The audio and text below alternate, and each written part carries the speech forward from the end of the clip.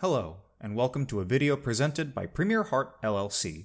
Our topic today regards the result of painstaking work performed by our team of software engineers, data scientists, clinicians, and clinical data teams that performed the necessary internal and external independent verification and validation to bring us Dr. Shen's 8 categories, now in report form. Here we will discuss how best to read and interpret our newly formatted reports and how to adapt them into a diagnostic workflow.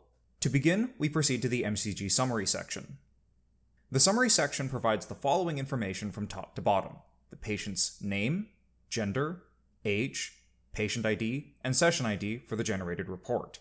The MCG analysis 8 categories determination with a colored bar indicating green for less severe, yellow for intermediate severity, and red for more severe cases. And finally, the ischemia results chart. These include the individual IDs for each test, the date and time stamp each test took place within the session, the ECG tracing quality determination, the local and global ischemia determinations, and the severity score. The ECG tracing quality determination combines 2 data points, one being the determination of the quality of the tracing as determined by the recording technician, and the other being the algorithmic tracing quality, a number determined by the MCG analysis software as to the quality of the tracing. As explained in the abbreviated Interpreting This Report section, scores above 70 are typically considered by the analysis software to be of good quality.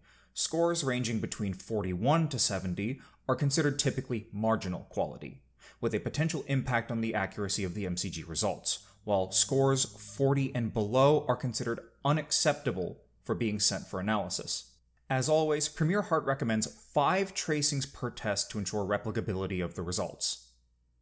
The local and global columns for each test indicate whether the MCG analysis software has detected the presence of, as stated, global or local ischemia in a patient's overall cardiovascular system. Please note that in the report interpretation section, ischemia can be labeled as present, absent, or even borderline based on functional electrophysiological measurements of the supply and demand imbalances of the cardiovascular system due to a long list of causes. MCG can detect ischemia from either visible anatomic coronary obstructive disease, functional causes such as microvascular disease, or metabolic dysfunction such as insulin resistance or hyperinsulinemia, with local ischemia indicating regional or patchy myocardial ischemia, often caused by mid or distal single or double vessel coronary artery disease, and global ischemia affecting the entire myocardium, often caused by proximal large vessel coronary artery disease and/or microvascular disease. The final column, covering the severity scores, represents degrees of ischemic burden from both obstructive and functional causes along with other conditions that lead to cardiac supply-demand imbalances. These numbers can range from 0 to 22, with 0 being normal and 22 being the maximum severity limit from the range of cases in our database collected over the decades. Pressing onwards to the next section, the suggestions are anomalies found in ECG data that correlate with certain pathological or physiopathological conditions, indicated by plus signs and split by row per test.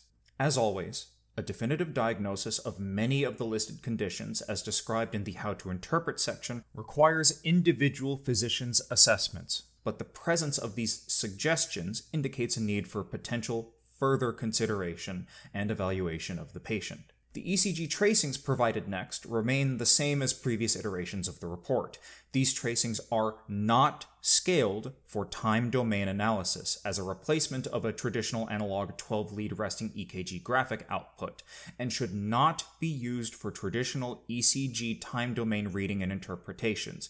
They are intended to be used for assessment of tracing quality first and foremost, with human review of said quality being an essential part of the MCG analysis. And finally, the last item of relevance is the DSP heat map and color scripts.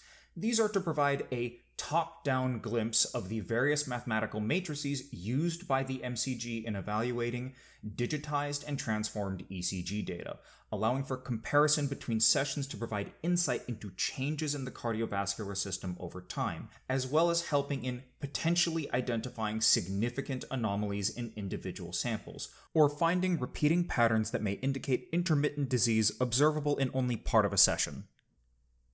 In conclusion, the MCG analysis is a diagnostic tool intended to aid physicians in arriving at timely and accurate diagnoses. The suggested pathological and physiopathological conditions in the reports do not replace expert evaluation by a physician.